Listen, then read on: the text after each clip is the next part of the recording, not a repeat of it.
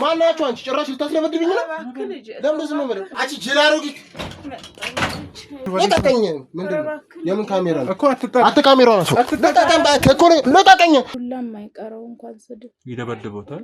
ዱላም አይቀረው ሲበስብኝ ብቻ ነው ውብዬ ጎረቤት የሚሰማው እንጂ አንተ ዝም በል እኮ ነው እመኝ አለቅሽም። አንተ ዝም በል በቃ እኮ ለቀኝ እንዳለቅኝ ሁላችሁ ሁላችሁም አለቀ። እዛ ለምን አትረግጡልኝም? ሲጀምር አንተ ማን ነህ? ምንድነው አንተ ምን አገባ? እንዴት ነው የማያገባኝ እንዴ? ከመሬት ተነስተህ አይደለም ከመሬት ተነስተህ ደብድብከኝ። ዝም የኔ ማንነት አሁን አንተ ማንነት ማን ነው? መርማሪ ጋዜጠኛ ባይሉ ይባላል። አሁንስ ምን መርማሪ ጋዜጠኛ?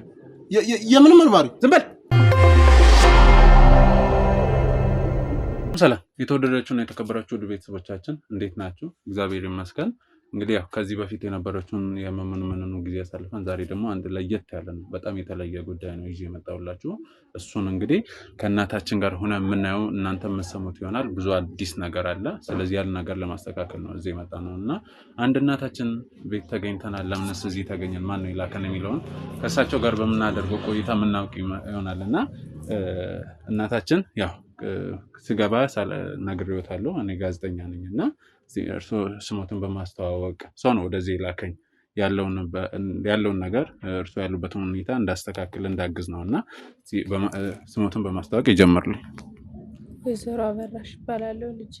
እሺ እናታችን ወይዘሮ አበራሽ እንግዲህ እዚህ ሰው አስጠግቶት እንደሚኖሩ እና አንድ ወንድ ልጅዎት እንዳሉ ምናምን የላከኝ ሰው ነግሮኛል። እና እንዴት ወደዚህ ነገር ሊመጡ ቻሉ? እስቲ በምን አጋጣሚ ነው? አይ ልጅ እንዳልከውም ትክክል ነው ያልከው ነገር እውነት ነው። አንድ ልጅ ነው ያለኝ። ያው ችግር አያምጣው ነው ከመጣ በኋላ ከባድ ነው። ተቸግሬ ነው ወደዚህ የመጣሁት። ወደዚህም እግዚአብሔር ይስጣቸው ሰዎች የተባረኩ ሰዎች ነው ለነፍሴ ትሆናላችሁ ብለው ያስጠላሉ። ከዚህ በፊት የት ነበር የሚኖሩት? ምንኖረው የተሻለ ኑሮ ነበር ምንኖረው ልጅ። በአቅሜም ሰርቼ ያው ደፋ ቀና ብዬ ኑሮን ለማሸነፍ ራሴን ችዬ ነበር ምኖር። አቃተኛ አልሆነልኝም። ልጅም ያው እየደረሰ ሲሄድ እየበሰለ ሲሄድ ነፍስ ያውቃል ብዬ ነበር። ጭራሽ እየባሰበት ነው የሄደው። ነፍስ ሊያውቅልኝ አልቻለም። እናት ነኝና ያው በየሄድኩበት አንጠልጥዬ ይዤ እንከራተታለሁ። ምንድነው ከእርሶ ጋርም በጣም እንደሚጋጭ እንደሚያስቸግሩትም ተነግሮኛልና ያ ነገር ምንድነው? ስራ ይሰራል? ትምህርትስ እየተማረ ነው ወይስ?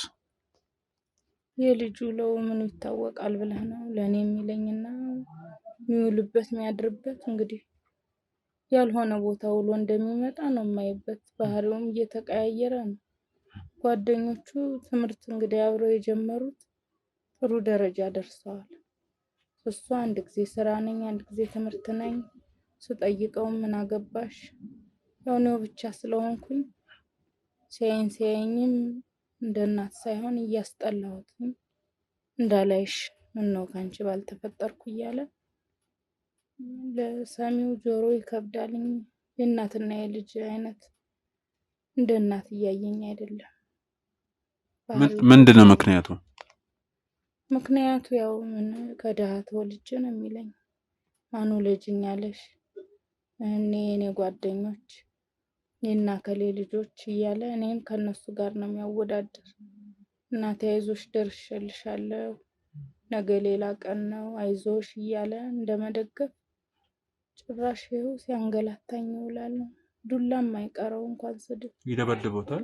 ዱላም አይቀረው ሲበስብኝ ብቻ ነው ውብዬ ጎረቤት የሚሰማው እንጂ ሰው እንዳይሰማብኝ ወድቄ ነው የምላቸው።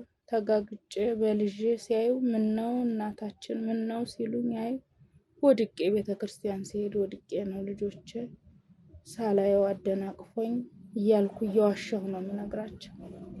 እና ልጄ እንደው የልጄን ገመና ማውራት ፈልጌ ሳይሆን ያው አቅሜ በላይም ስለሆነብኝ ነው። እንደው እንዳልከው ሰው ነግሮኝ ነው የመጣሁ ስላልከኝ መፍትሄም ጭምር ተገኘ ልጄም ወደ ራሱ የሚመለስበት እኔም እንደው እንደ እናትና ልጅ የምንተያይበት ጊዜ ከመጣ ብዬ ልጅ ያን ፊቶት ላይ ማየው ጠባሳ ጥቁር ነገር እሱ እንትን ያለው ነው።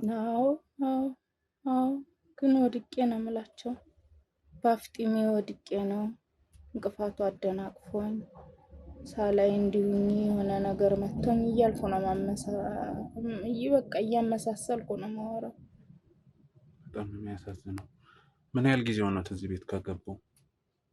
ቆይቻለሁ ልጅ ቆይቻለሁ። አሁንም ሀሳቡም ሲበዛብኝ ቀኑንም እለቱንም አመቱንም እየዘነጋሁኝ ነው።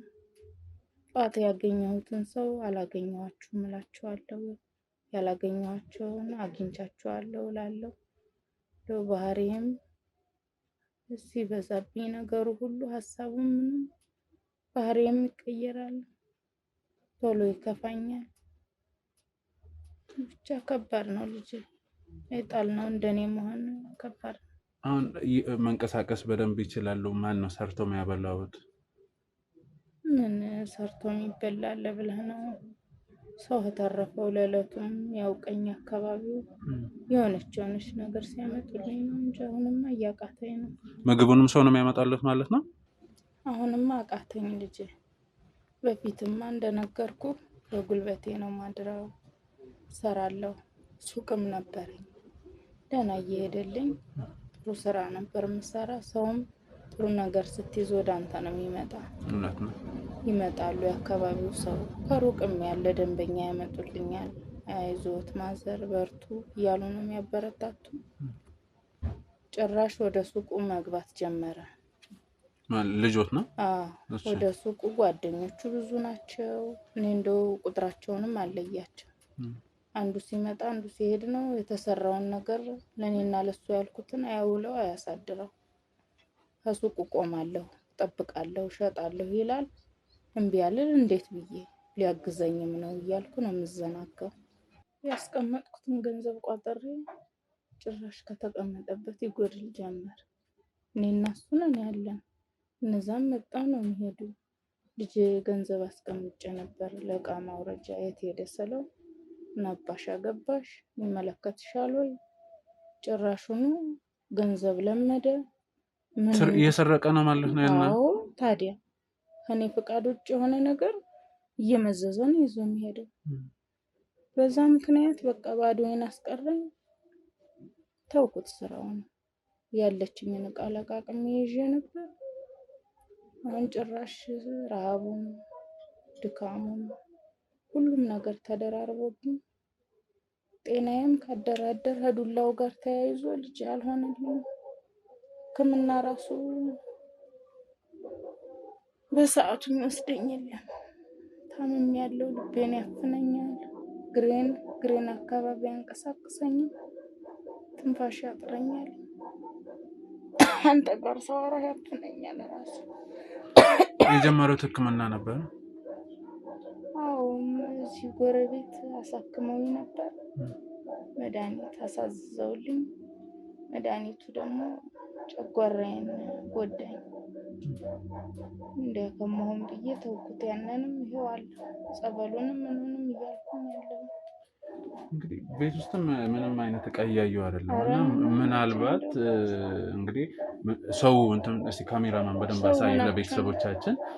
የቤቱን እቃ አውጥቶ ሽጦት እየሸጠ ነው። ባዶ የሆነ ባዶውን ቀርቶ የእቃ መደርደሪያው ጫማ ነው የሚደረድርበት የራሱ። ይኸውልህ ልጅ ከዚህ ጋር ምንም ነገር የለም። አሁን እቃዎች ቢኖሩ እኛ እንደምንም አሰባስበን ሰራተኛ ቀጥረንም ቢሆን ያው እርሱ እድሜቱም ከበሽታው ጋር እንትን ስላለ ሰራተኛ ቀጥረንም ቢሆን እንትን ለማለት አስቸጋሪ ሁኔታ ነው። ለመናገር ቤተሰቦቻችን በዚህ ልክ አልጠበቅኩም። ያው የላከኝ ሰው ሲነግረኝ ግን ማየው ነገር በጣም የከበደ ነው። በጣም የከበደ ነው። የምታየው ነው ልጅ የሚያስለኝም ብርዱ ነው። ይኸውልህ የምታየው ግድግዳው እንዲህ አድርጌ ሸፋፍኜ ነው። ይኸውልህ ክፍት ነው ሁሉም ነገር። ይሄን በኮምፐርሳቱ ሰው ነው የሸፈነውለት? አዎ ይሄንን ባለፈው ነው ሲብስብኝ በዚህ በኩል ቀዳዳ ነው። ልጅ አምጥቶ እንዲህ ያደረገልኝ። መሬቱ የምታየው ነው። የምተኛበት ራሱ የጎን ፍራሽ ራሱ እኮ እውነት ነው። ይኸውልህ እንደዚህ ብሎ እግሬን ስለማያንቀሳቀሰኝ ብዙን ጊዜ ለዛ ነው እንደው ቁጭ አልኩት። ይኸውልህ እንዲህ ብዬ ነው የምኖረው። ግድግዳውንም ይኸው በዚህ አጠገቡ ደግሞ ሽንት ቤት ነው ያለው። ይሄ ጀርባው ሽንት ቤት ነው። ሽንት ቤት ነው። በቃ ሽታውም በጣም የሚገርም። ይሄንንም በኮምፐርሳቶ ሸፍነውት ነው ማለት ነው። እንደው አሳዝኝ ያውቀኝ ነበረ። ማዘር አይዞት ጠይቀውታለሁ ብሎ ሌላ ሀገር ነው የሚኖረው። እንዲህ እንዲያርጉ አይዞት ብሎ ተስፋ ሰጥቶኝ ነው ሄደን። እሱ ነው በኮምፐርሳቶ የሸፈነውልህ? አዎ እሱ ነው። ይኸው ቀዳዳውን በማዳበሪያ ከባድ ነገር ማዳበሪያው እንዳርጌ ነው የምኖረው። ቤትም አይችለው የለም። ለዚህም እግዚአብሔር ይስጣቸው እነሱ ናቸው። ይህም በኩል ይኸውልህ ክረምትማ የገባ እንደሆነ በቃ ቁጭ ነው የምለው። በጣም ጣራውም ይኸው እንደምታየው ዝናብ ጎርፉ ይገባል። መኝታም የለኝ ቁጭ ነው የምለው። ልጄ ያለሁበት ሁኔታ ይኸውልህ እዚህ ነው። እኔ በዚህ ልክ አልጠበቅኩም። እውነት ነው የምላቸው በዚህ ልክ አልጠበቅኩትም። እና ምን እንጃ ምን እንደምላቸው አላውቅም። እስቲ አሁን ልጁ እዚህ መጥቶ ያድራል ወይንስ እንዴት ነው? የሚያውቁት ነገር አለ?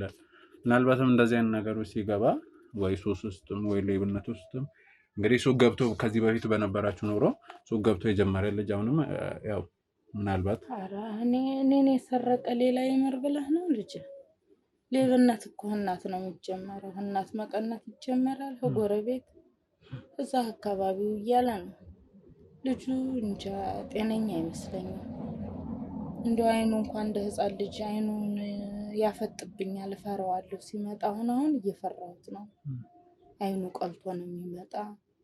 እንደው ጠረኑ ሁላ እንደው የልጅ ጠረን አይደለም፣ ሽታው ሁላ ተቀያይሮብኛል። ምን ሲያደርግ እንደሚውል አንዳንድ ጊዜ ይመጣል። እንደው ትንፋሹም የሰውነቱም ልብሱንም እጠቢ ብሎ ጥሎ ሲሄድ እንደው በዚህ አቅሞት ደርሶ ላይ ሆነ። አዎ ይህንም መሀል አረኩ ነፍሴን ነው የሚያወጣው።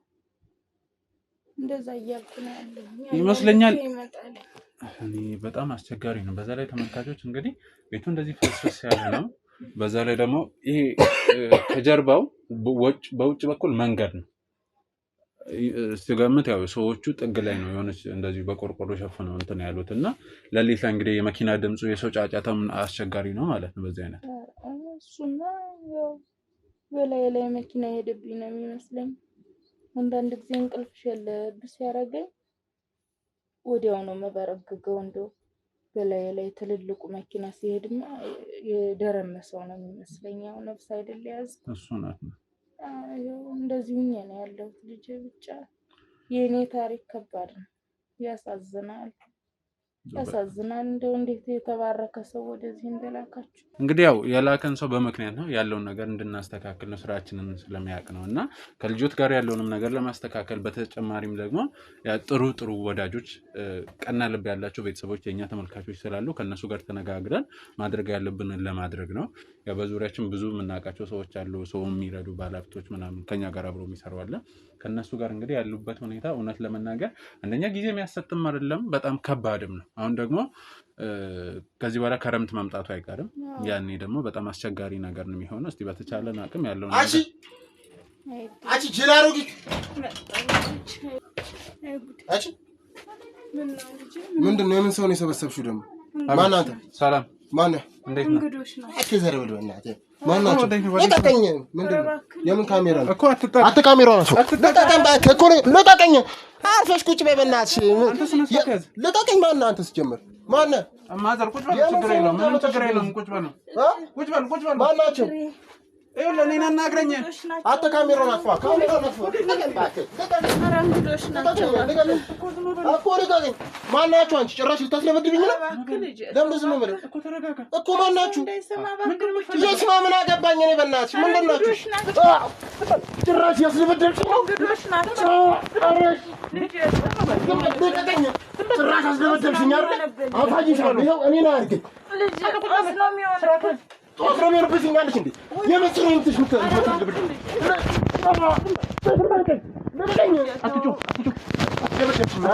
እኔ ላይ አድርገኝ። ምን አለቅሽ? አትጩ እባክህ ትለኛለች እኮ ዝም በል ለቆል በል ለቀቀኝ ምንድነው ካሜራው ራሱ አትዛት ካሜራው ራሱ ለቀቀኝ ካሜራው ራሱ አትዛት እኮ ለቀኝ ለቀቀኝ ስርዓት ካላስ ካለቀ እንዳነኪኝ ካንቺ ጋር በኋላ አወራለሁ እሺ እንዳነኪኝ ክብር ይኑር እኮ ለቀኝ እሺ ዝም በል ለቀቀኝ እኮ ዝም በል ማን አንተሽ እሱ ይሄን እነግርሃለሁ ስርዓት ያዝ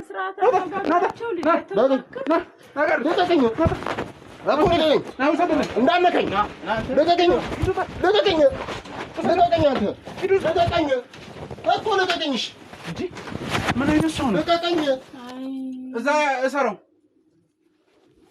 ልጅ አንተን ተንገላታ እንዴ እንዴት ነው የሚያደርገው ነው እንደዚህ እኮ ነው አይ ጤና ነው ብለህ እንዲህ እየሆነብኝ እኮ ነው ተቸገርኩ አሁንማ ሰውም እንዳያዝንለት ከኔ አልፎ ለሌላውም ሰው እንደዚህ እንደ ውሻ ነው የሚያደርገው እሺ ይረጋጉ እኔ እሱም ምን ማድረግ እንዳለብኝ እኔ ነኝ የማውቀው ስለዚህ ማዘር አሁን አንድ ነገር ልንገሮት እስቲ ካሜራማን ቦታውን በደንብ ቼክ አድርግና ማስተካከል ያለብን ነገር እናስተካክላለን ስለዚህ እርሱ ምንም አይስጉ እኔ ውጭ ላይ ወጥቼ ያለውን ነገር አስተካክላለሁ ደግሞ ጓደኞች እንዳይሰሙና እንዳይመጡ ሌላ ምንም ችግር የለም የፈለገ ያው አስወጥተውታል ወይ ዘም ይረግጡት ይሆናል እናት አይደለም አንጀቴ አይችልም በቃ ይረጋጉ ስለዚህ እኔ ያለውን ነገር እዛ ውጭ ላይ አስተካክላለሁ አመኝ አለቅሽም አንቺ አሮጊት አንተ ዝም በል እኮ ነው አመኝ አለቅሽም አንተ ዝም በል በቃ እኮ ለቀኝ እንዳለኩኝ ሁላችሁም አለቀ እዛ ለምን አትረግጡልኝም ተው ልጅ ተው መከራዬን አይችልም በቃ ይረጋጉ እኔ ችግር እሱን እኔ ዝም በማስበል አስበላለሁ በቃ እዚህ ያለውን ነገር እንትን በል ካሜራማን እንውጣ በቃ ከዛ ማዘር መጥቼ ጠይቆታል እሺ ልጅ እሺ ና ጥጋበኛ ይታ አንተ ማን ስለሆንክ ነው እንዳትጮህ አንተ እኔ እናትን ያቺ ምስኪን እናት እንዴ ነው የምታደርገው ምንም አላረገማ ምንም አላረገ እሺ አትምጪኝ በቃ ይበቃኛል እሺ ይቅርታ እሺ እንዴ አንተ ማን ስለሆንክ ነው ንገረኝ ለምንድን እናት እንዴ የምታደርገው ንገረኝ እኮ አትምታኝ በዱላ አይደለም ገና እለጥፋለሁ ዝም በል ማኑ ለጅኛላት ታዲያ ማለት ደሃውና ማኑ ለጅኛላት እና ደሃም ሆኖ ፈልጎም ይወለዳል እኮ ደሃውና ማኑ ለጅኛላት ታዲያ እንዴ የሰማው ነው ካሜራማን ይሄኔ ጥፋት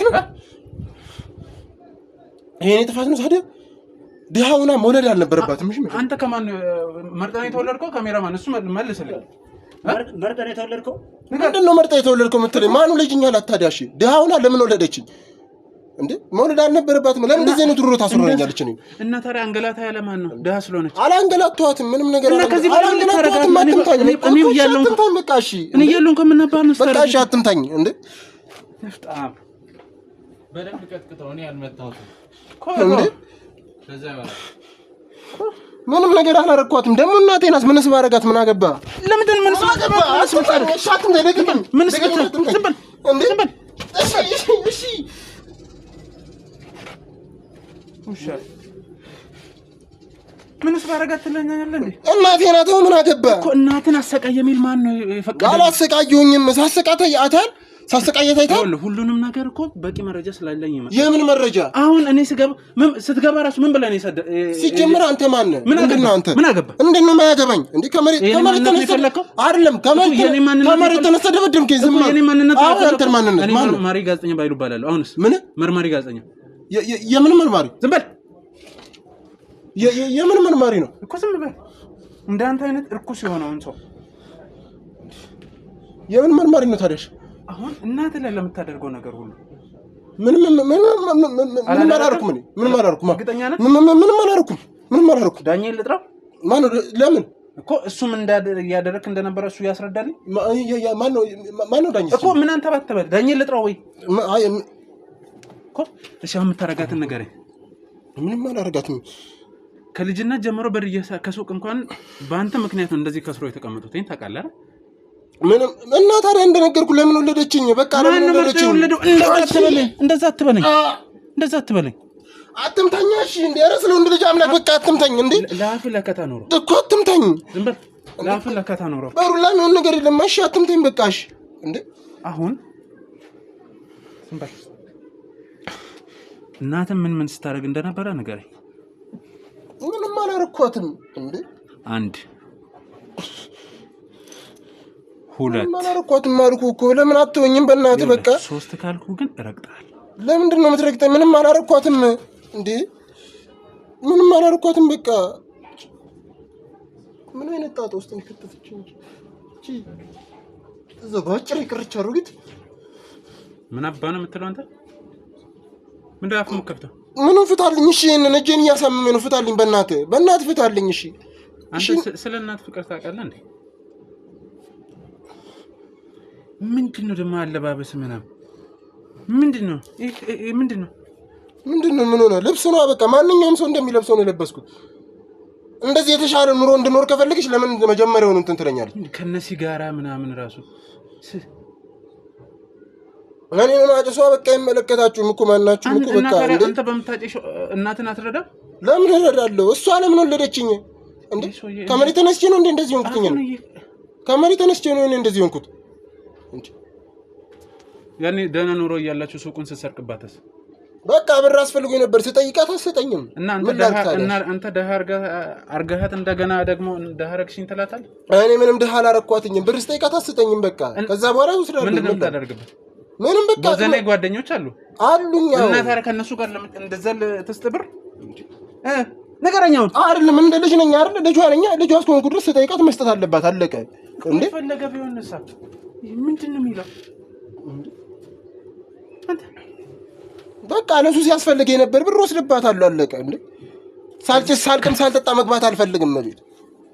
እቤት እንደዛውኝ በሰላም መግባት አልፈልግም። ጠጥቼ ቅሜ አጭሼ ነው መግባት የምፈልገው። ከዛ ደግሞ ገብተህ እናትን ታንገላታለህ። አህላ አፋለኝ ብሎ ያወራል። ውሻ እሺ በቃ አስቆናኛ ምን ላድርግ? ይሄ እንዲህ የምትለፈልፈው ምላስን ልቁረጥ? ንገረኝ። እሺ ይቅርታ በቃ እሺ ይቅርታ ነው። እሱንም እንዴት አስብ። እኔ ኑሬ በአንድ በደቂቃዎች ውስጥ እንደዚያ ካደረግ ይሄ ሁሉ ዓመት እንግዲህ ምን ስታረጋት እንደነበር አሰብኩት እኮ። ቆሻሻ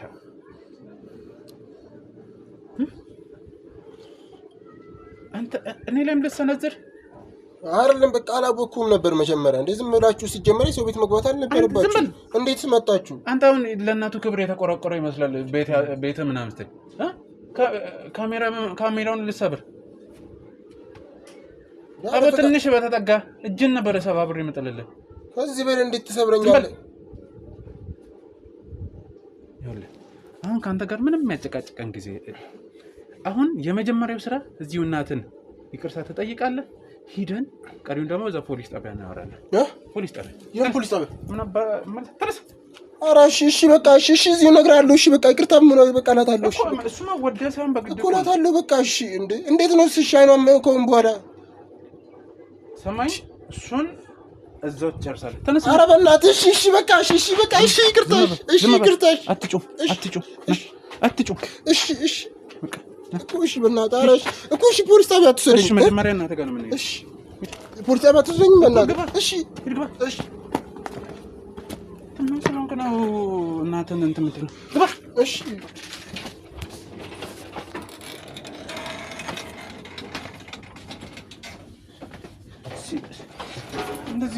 እንዲህ እንኳን እየተቸገሩ አንተ ምን አይነት ማታፈል ነው?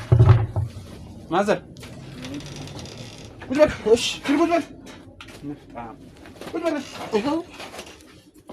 በል ጠይቅ። እሺ ጠይቅ። እሺ ቆይ አልኩህ እኮ በቃ እሺ እንዴ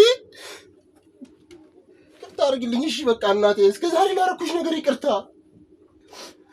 አድርግልኝ። እሺ ይቅርታ እንዳትጠቅ አንድ ነገር ለማድረግ እንዳትሞክር። እሺ ይቅርታ አድርግልኝ። በቃ እሺ ይቅር በይኝ። እሺ ለምንድን በቃ ተነስ። ይቅርታ ለምትርኩሽ ይቅርታ በይኝ እማዬ እባክሽ እኮ ይቅርታ አድርገውለታል አይደል ማዘር?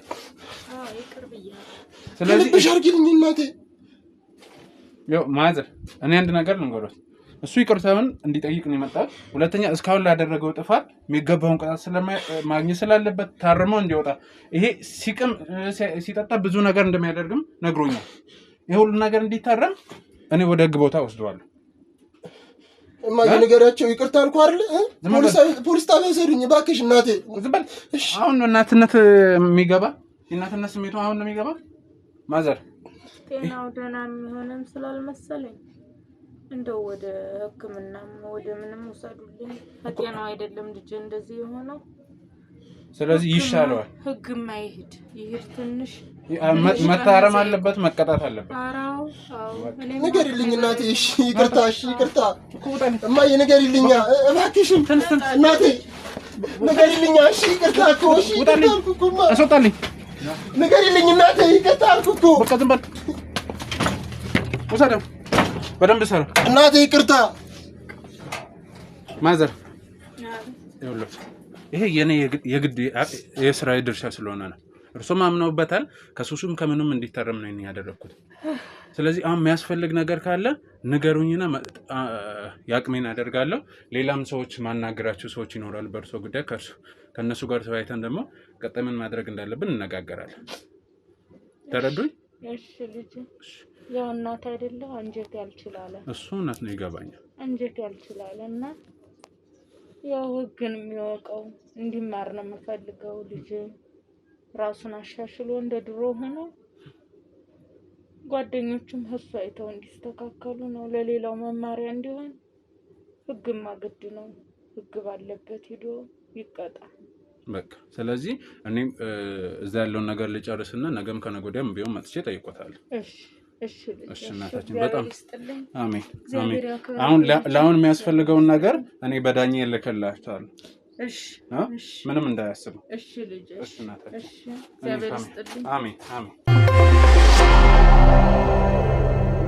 ተመልካቾቼ እኔ ምን እንደምላችሁ አላቅም። በጣም የተለየ ደስታ ተሰምቶኛል ዛሬ። የምሬን ነው የምላችሁ። እስከዛሬ ከሰራኋቸው ስራዎች ውስጥ በጣም የተለየ ነገር ነው። እዚህ ጋር አንድ እጄ ላይ ትልቅ ስጦታ አለ። ያን ነገር ደግሞ እዛ ሄደን የምንሄድበት ቦታ የምናየው ይሆናል። ግን የእውነት ነው የምላችሁ በጣም የተለየ ነገር ነው ያለኝ። ምንድነው ማንስ ምን አድርጎ ነው ዛሬ የተለየ ደስታ ያደረገ የሚለውን ነገር በእርግጠኝነት አሁን ከደቂቃዎች በኋላ የምታዩት ይሆናል። እናንተ ግን ላይክ፣ ሼር በማድረግ ቪዲዮን ጀምሩ። ምክንያቱም የዛሬው ቪዲዮአችን በጣም የተለየ ነው። በጣም ትልቅ ነገር የያዝንበት ነውና ስለ ማንነታችሁ ስለ ጉዳዩ በደንብ እናወራበታለን። ስለዚህ አሁን ወደዛ እየሄድና ስለዚህ ያለውን ነገር በደንብ አሳያችኋለሁ ማለት ነው። አሁን እንሂድ። እንግዲህ ውድ ተመልካቾች ዛሬ አንድ ግቢ ውስጥ ነው ያለሁትና ያን ነገር ለማስተካከል ናና ካሜራማን ዛሬ በጣም የተለየ ደስታ። ማዘር እንዴት ኖት? ተኝተዋል? ቁጭ በል። እንዴት ነው? እግዚአብሔር ይመስገን። ደህና ነው? እንዴት ነው? ረበሽኮታል? ኧረ ደህና ነኝ። ደህና ሰነበት። እግዚአብሔር ይመስገን። እንግዲህ ያው ከቀናት በኋላ ነው እየመጣሁ ያለሁት። ዛሬ በጣም ብዙ ነገር አለ። እሱን ላውራውት ነው። ልጆትም እንግዲህ እዛ ያለውን ነገር እየተከታተለ ነው። ያው እርሱም ስላልተመቸውት ነው ሂዶ እንትን ለማየት። እዚህ አንድ በጣም ትልቅ ነገር አለ። በመጀመሪያ እሱን ምን መሰላችሁ ተመልካቾች፣ እንግዲህ መጀመሪያ ብያችኋለሁ ከመግቢያዬ ላይ በጣም የተለየ ነገር አለ። ከዚህ በፊት እዚህ መጥቼ ብዙ ነገር ለማስተካከል ሞክሬያለሁ። ያ ነገር ደግሞ ይበልጥ የተስተካከለ ነገር ይዞ መጥቷል። ዛሬ አንድ ስጦታ አለኝ ለእርሶ። የመጀመሪያው ይሄ ስጦታ እንግዲህ የኛ ቤተሰቦች የኛ ተመልካቾች ብዙ ነገር የሚያግዙን አሉና እነሱ ከውጭ ነው የተላከው። ለእናታችን በግል ነው ያናገርኳቸው፣ በውስጥ መስመር ነው ያናገርኳቸው። ገና ቪዲዮን ምናምን ትንሽ ስለ እርሶ ያስረዳሁት። እነሱም በውስጥ በኩል ስማችን አይጠቀስ ያሉ ግለሰቦች 4 ግለሰቦች ናቸው። በጣም ትልቅ ነገር ነው። የእናታችን ነገር እኛ እናግዛለን በማለት ከውጭ ነው ከካናዳ ከእንግሊዝ እና 2ቱ ከአሜሪካ ነው። እነሱ ያን ነገር እንትን አብሮ በመነጋገር ያለውን ነገር ለማስተካከል በመጀመሪያ ደረጃ ይሄን ስጦታ ይቀበሉኝና ፈተው ይዩት። እሺ ልጅ እግዚአብሔር ይስጥልኝ። እግዚአብሔር ይስጥልኝ። አሜን አሜን። ልፍታሉት እኔ ልፍታሉት። እንግዲህ ያው ስም አይጠቀስ ስላሉ ነው እንግዲህ የእነሱን ቃል ማክበር አለብኝ። እርሶም እስቲ የእናትነት ለነዚህ ሰዎች ባሉበት ያሰቡት እንዲሳካ መልካም ነገር እንዲገጥማቸው ይመርቋቸው። እግዚአብሔር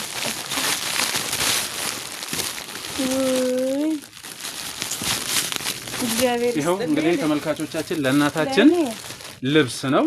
ልብስ አለ፣ ነጠላ፣ እዚህ ጋር ሻሽ አለ። እግዚአብሔር ይስጥልኝ ልጄ፣ እግዚአብሔር ያክብርልኝ። ኧረ አይገባም። እነሱም መርቆኝ፣ እኔ ምንም ያደረኩት ነገር የለም። እነሱም መርቁ። ይሄንን የላኩት እድሜና ጤናውን ይስጣቸው። አሜን። እኔም አላውቃቸው እነሱ አውቀውኝ ይሄን ያረጉልኝ። እንዲህ ላለበሱኝ ጸጋ ይልበሱ። አሜን። ክፉ አይንካቸው። አሜን። ትልቁ ሀብት ጤና ነው። ጤናቸውን ይስጣቸው። አሜን። አንተንም መድኃኔዓለም መቅፍ ድግፍ አድርጎ ለቁም ነገር ያብቃህ። አሜን።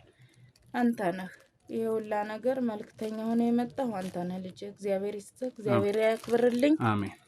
እንደው ሌላ ምንም ምለው የለኝ። እግዚአብሔር ያክብርልኝ። ከምንም ነገር በላይ ነውና ጸጋ ልበሱ።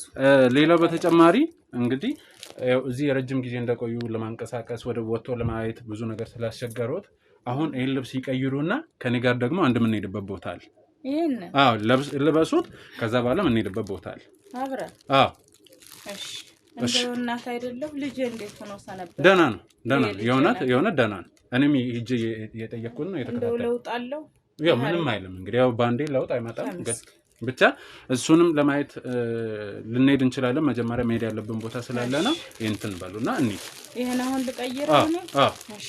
እሺ እንግዲህ ውጭ እንጠብቆታለን። ቀይሩና ሲጨርሱ ጥሩ። እሺ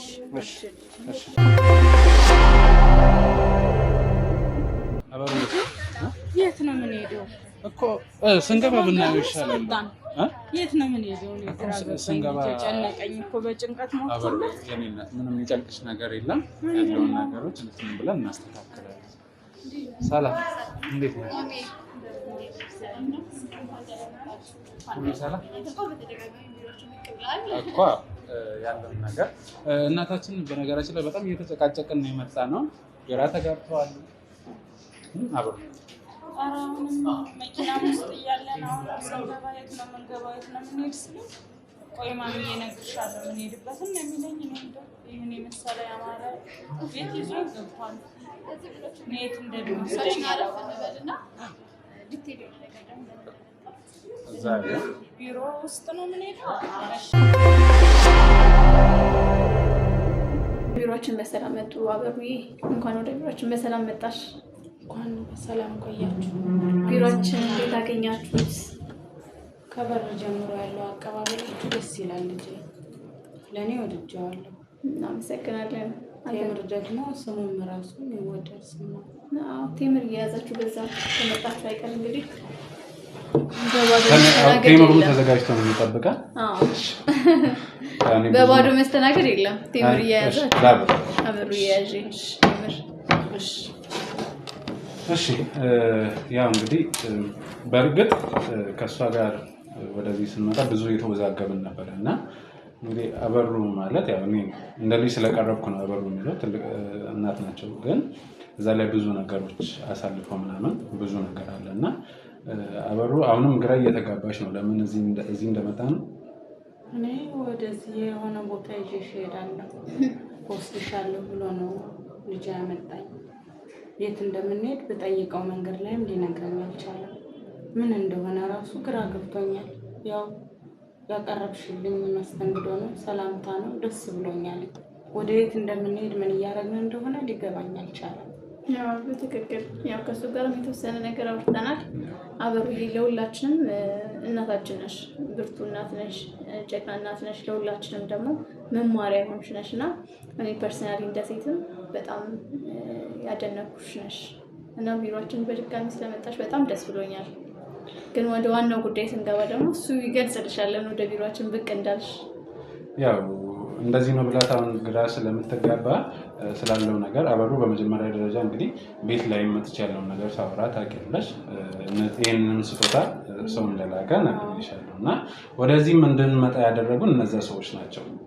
ያን ምክንያት የሆነበት ደግሞ መጨረሻ ላይ ከእሷ ጋር አንዳንድ ነገሮችን ካወራን በኋላ ለምን እንደመጣን እነማን እንደላኩን ደግሞ በግልጽ እንትን እንላለን እና ያው ብዙ ጊዜ ያው እኛ በስራ አጋጣሚ የተለያዩ ድርጅቶች ጋር አብረን እንሰራለን እና ይህም አንዱ ምርጫ የሆነው ከምታደርጉት አሁን ብዙ ጊዜ በድርጅት ስም የሚሰራ እንትኖች አሉ፣ ግን ከዛ የጸዳ ስለሆነም ነው ከነዛ ሰዎች ጋር እኔም ከላኩ ሰዎች ጋር ብቻ ወደዚህ የመጣሁት እና እስቲ አሁን ሞር ደግሞ ያለውን ነገር አንቺ በደንብ ግለጭልኝ።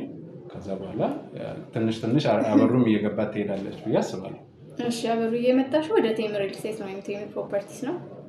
ቤቶችን እየገነባን እያለማን የሚሸጥ ትልቅ ካምፓኒ፣ ታማኝ ካምፓኒ ነው። ቤቶችን መሸጥ ብቻ ሳይሆን ማህበራዊ ግዴታዎች ላይም የሚወጣ ካምፓኒ ነው።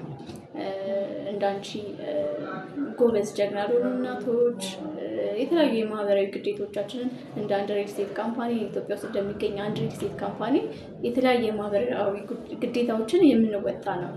ቴምር ማን ነው ለሚለው ከ10 ዓመት በላይ የቆየ ትልቅ ካምፓኒ ነው በሪል ስቴት ዘርፍ ማለት ነው። በ10 ዓመት ውስጥ ከ8 በላይ ፕሮጀክቶችን ለደንበኞቻችን ጥንቅቅ አድርገን በግንባታ ጥራትና በዴሊቨሪ ታይም ለደንበኞቻችን እናስረክብ ችለናል። ወደ ሀያት አካባቢ በሰፊው ይታወቃል።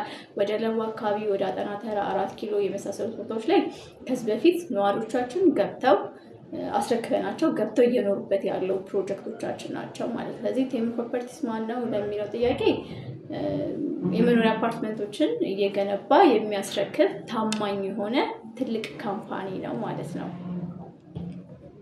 እኔ ታዲያ ልጄ ወደዚህ እኔን ለምን ይዘኸኝ መጣ? አሁን እቺ ልጄ እንደምትናገረው ከሆነ ያው አንዳንድ ጊዜም በማስታወቂያ ያለው ስንቀሳቀስ የማየው ነገር ነው።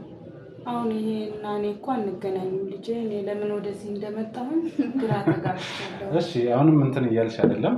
እሱ መጨረሻ ላይ ሌላ የሚነገርሽ ነገር ስላለ ነበሩ።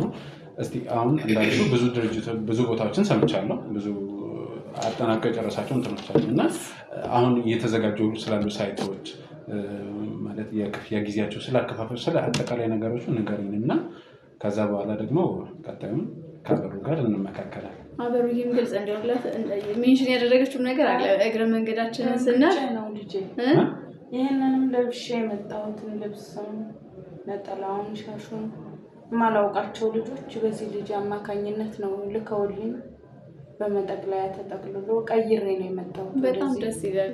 ጀግና ሴት ነሽ። ግራ ገብቶኛል። ውስጤም እየተጨነቀ ነው። ተምታታብኝ ምን እንደሆነ ይገባኛል። ግን እስቲ ያለው ለኔ ጠይቆትን ትመልስና እኔ ደግሞ ቀሪውን ነገር መልስልሻለሁ። አበሩ ያንቺ እኮ ጀግና ሴት ነሽ። እንኳን ልብስ አይደለም ከዛ በላይ ትልቅ ነገር እየጠበቀሽ ያለ ነገር አለ።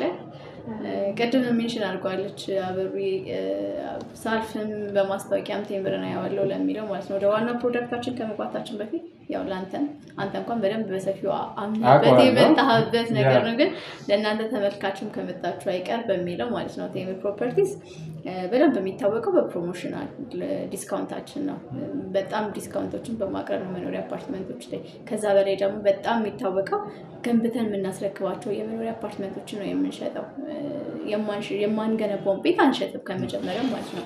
ለዛ ምስክሮቻችን ደግሞ ቴምር ፕሮፐርቲስ ወደ ፕሮሞሽኑ ሲገባ ብያቸዋለሁ። 10 ዓመት ቆይቷል። በ10 ዓመት ቆይታ ውስጥ ወደ 2 ዓመት ውስጥ በጣም ፕሮሞሽን ላይ አግሬሲቭሊ መስራት የጀመረው ማለት ነው። የዛን ጊዜ በጣም መጪው ሲጀምር እዚህ ሳር ቤት አካባቢ፣ ሀያት አካባቢ፣ ወደ ፒያሳ አካባቢ አንዳንድ ሳይቶችን ይዞ ነበር የመጣው በተለያየ ዲስካውንት ፕሮሞሽን ማለት ነው። ምናልባት አበሩም አንተ እንኳን በደንብ አይተኸዋል። ስትወርድ ወደታች መካኒሳ ጋር የትን ገንባለው የሚል ትልቅ ህንፃ አለ። እሱ ህንፃውን ለምሳሌ 2017 መጨረሻ ላይ ወይም 2018 መጀመሪያ ላይ የተጀመረ ህንፃ ነው። ፋውንዴሽን ላይ ነበረ። ለደንበኞቻችን ፕሮሞሽናል ዲስካውንት ይዘን ቀረብን። 60% ክፈሉን 40% ዲስካውንት እናርግላችሁ ብለን ማለት ነው። በዛ ኦፈር ያመኑብን። ምክንያቱም ፋውንዴሽን ላይ ያለ ፕሮጀክት ነው ብያችኋለሁ እና 100% አንድ ደንበኛ ለመክፈል ገና ፋውንዴሽን ላይ ያለ ነገር በጣም ይከብዳል አይደለ? አንድ ሰው ኢንቨስት ያደርግ ትንሽ ብር አለ ኢንቨስት የሚያደርገው ሚሊየንስ አውጥቶ ኢንቨስት የሚያደርገው አለመረከብ አለመቀበል በጣም ዲስአፖይንት የሚያደርግ ነገር ነው። ስፔሻሊ ለሀበሻ ደግሞ የመኖሪያ አፓርትመንት ትልቅ ኢንቨስትመንት ነው፣ ሁሉም ሰው እንደሚያውቀው ማለት ነው። እና ሪል ስቴት ትንሽ የትረስቱ ዥንብሮች ስላሉ እሱ ነገር በብዛት አለ።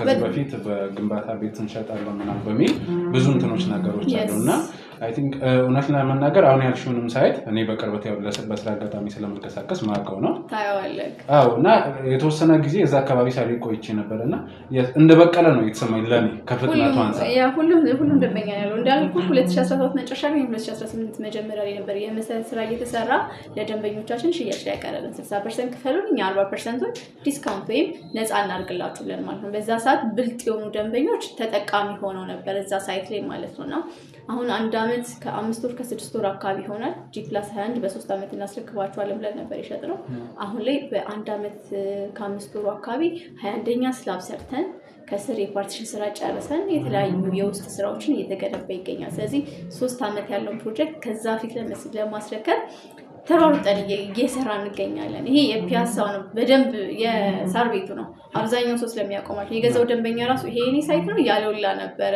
በጣም ከመፍጠሩ የተነሳ ማለት ነው በተመሳሳይ ፒያሳ አካባቢ ያለን ሀያት አካባቢ ያለን እንደዚህ በግንባታ ፍጥነት በጣም እየፈጠነ ደንበኞቹን የበለጠ እያስደሰተ የሚገኙ ሳይቶቻችን ማለት ነው ግን ይሄን ስላችሁ ቴምር ፕሮፐርቲስ ዴሊቨሪ ታይም ላይ ብቻ አለን ፎከስ የሚያደርገው የግንባታ ጥራት ላይ የማይደራደርበት ነገር ነው እንደ ቴምር ማለት ነው ለዛ ደግሞ የተለያየ ኮንስትራክሽን ላይ የሚሰሩ ረጅም አመት ልምድ ያላቸው ሰዎች የኮንስትራክሽን ማቴሪያሎቻችን ለእያንዳንዱ ጥንቃቄ ሰጥተን ነው ስለዚህ ለዘመን ለትውልድ ዘላቂ የሆነ ንብረትን ነው እየሰራን ያለው ስለዚህ ቴምር ፕሮፐርቲስ በዴሊቨሪ ታይም ብቻ ሳይሆን በግንባታ ጥራትን የማይደራደር ካምፓኒ ነው ለዛ ደግሞ ምስክሮቻችን ደንበኞቻችን ናቸው ማለት ነው አምነውን ስትገቡ እንዴት ነው ቢሮ በጣም ቢዚ ሆኗል አይደለ በጣም ብዙ ሰዎች አሉ አምነውብን እኛ ላይ በደንብ ኢንቨስት እያደረጉ ይገኛሉ ማለት ስለዚህ የግንባታ ፕሮግረስ ከዚህ በፊት ሸጠናቸው የነበረው ወደ ሀያት አካባቢ ወደ ፒያሳ አካባቢ ወደ ሳር ቤት አካባቢ ያሉት ኦልሞስት ፕሮግረሳቸውን እየጨረሰ ነው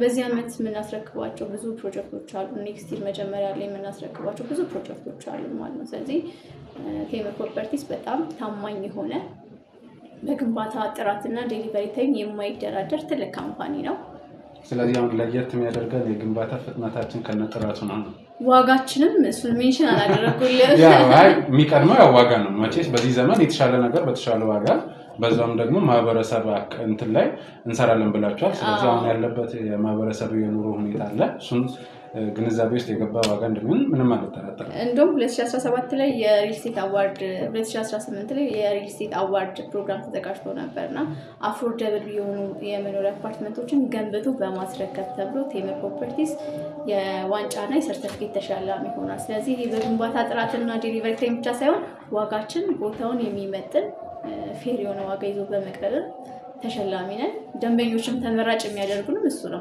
ከዋጋ አንፃር ደግሞ የተለያዩ ኦፈሮች እናወጣቸው ኦፈሮች አሉ አሁን እንዳልኩ እዚህ ወደ ሳር ቤት ወደ ፒያሳ ወደ 60% ክፈሉን 40% ዲስካውንት እናርግላችሁ እያልን የተለያዩ ኦፈሮችን እናወጣለን ለደንበኞቻችን ማለት ነው ያ ደግሞ ደንበኞች ከኛ ጋር ሞር ኢንጌጅ እንዲያደርጉ ተመራጭ እያደረጋቸው ይገኛል የሰማሻቸው ቴምር እንዴት አየሻለሁ የቴሌቪዥን እንደማይኳን ያዳመጥኳት ነው ግራ አጋባለሽ ምንም ሊገባኝ አልቻለም ለኔ ያው ተላው ነገር አሁን የትኛው ላይ መክፈል አቅም አለሽ ስቀልድሽ ነው ነው ዋናው ጤና ነው እንጂ ነገሮች ይስተካከላሉ ሁሉም ሰው ባለበት ይቀጥላል ማለት አይደለም እና እስቲ ስለ ዋጋቸው እንስማና ከዛ በኋላ ደግሞ ሞር ደግሞ ለየት የሚያደርገው አሁን እንዳልሽኝ ጥራት አለ ፍጥነት አለ ዋጋም አለና ሌላ የራሳችሁ ብራንድ ካለ በዛም እሱን ተነግራላችሁ ምን ነው ነገሮች ካሉ አይተናቸው ወደ መጨረሻ ላይ እንደርሳለን እሺ ደስ ይለኛል ምንድነው ቴምር ፕሮፐርቲስ እንደውም አሁን የመጣችሁበት ካንተ ጋር የሚያወራ ነበር አዲስ ኦፈር እና አዲስ ሳይት ይዘን ቀርበናል እያለን ነበር በዛም ነው ካንተ ጋር ኮሙኒኬት አድርገን ወደ ቢሮአችን ልትመጣ ይቻልከው ማለት ነው አዲስ ኦፈር ይዘን የቀረብነው የቱ ጋር ነው ቡልጋሪያ ወይም ደግሞ አፍሪካ ህብረት ፊት ለፊት ማለት ነው የአፍሪካ ህብረት ይታወቃል በጣም ከሴኩሪቲ አንፃር ከፕራይቬሲ አንፃር በጣም ተመራጭ የሆነ ቦታ ነው ለመኖሪያ ቢፈልግ ደንበኛ ለኢንቨስትመንት ቢፈልግ ሪተርን ኦን ኢንቨስትመንት በጣም ከፍተኛ የሆነ ቦታ ነው በዶላር የሚከራይ ሎኬሽን ነው ስለዚህ አፍሪካ ህብረት ጋር ያማከለ ቦታ ላይ ነው የምንገኘው ለከተማውም እንዳጠቃላይ ለአዲስ አበባ ማዕከላዊ የሚባል ቦታ ነው yes በቃ ሴንተር ቦታ ፕራይም ሎኬሽን የሚባል ቦታ ላይ ነው አፍሪካ ህብረት ደግሞ በጣም ቅርብ ርቀት ስለሆነ ለምንም ነገር ተመራጭ ያደርገዋል ማለት ነው ያንን ሎኬሽን እዛ ጋር 4 ብሎኮች ነው ለሽያጭ ዲዛይን የመጣ ነው ለየት የሚያደርገው እሱ ህንጻ ደግሞ ቴምር ፕሮፐርቲስ የራሱን የሆነ ሄድ ኦፊስ እዛ ቦታ ላይ ይሆናል የሚይዘው ማለት ነው። ከአራቱ ብሎክ አንዱ ቴምር ፕሮፐርቲስ ሄድ ኦፊሱን እዛ ላይ ያደርጋል ማለት ነው። ስለዚህ 3 ብሎኮች ደግሞ ለመኖሪያ አፓርትመንቶች ሽያጭ አድርገናል ማለት ነው። እዛ ኦቨርኦል ምንድነው ሚክስድ ዩዝ ነው። ሚክስድ ዩዝ ማለት ኮሜርሻልም ወይም የንግድ ሱቅን የሚያዘ ነው እንዲሁም ደግሞ አፓርትመንቶችን የሚያዘ ነው ማለት ነው። +15 ነው። በጣም ሌክዠሪ ኤዩን አካባቢ ነው ብያለሁ። ቦታውን የሚመጥን በጣም ቆንጆ የሆነ አፓርትመንት ነው እያስገነባን የምንገኘው። እስከ 5ኛ ድረስ የንግድ ወለል ነው። ሀበሻ ደግሞ ፕሮግራም አያጣማ። ያንቺ በደንብ ታውቂያለሽ። ሀዘንም ደስታም ብዙ ነገሮች አናጣም። ለዛ ደግሞ ለአንዳንድ ፕሮግራም ማዘጋጃ የሚሆን ደግሞ ኮሚናል ኤሪያዎችን ትተናል። ስለዚህ መኖሪያ አፓርትመንታችን የሚጀምረው ከ7ኛ አንድ ብሎ ይጀምራል እስከ 15ኛ ድረስ ነው ማለት ነው። በዛ ማለት ከባለ 1 እስከ ባለ 3 የመኖሪያ አፓርትመንት ክፍሎችን አማራጭ ይዘን ቀርበናል። በተለያየ ካሬ አማራጭ ህንፃው እንዳልኩ ከ4 ቢልዲንጎችን ይዛል። በቂ የሆነ የመኪና ማቆሚያ ስፍራዎችን ይዛል። በጣም ሌክዠሪ በሚባል ደረጃ የምናስገነባው ትልቁ ሳይታችን ይሆናል። 7000 ካሬ ላይ ያረፈ ነው። 7000 በጣም ትልቅ።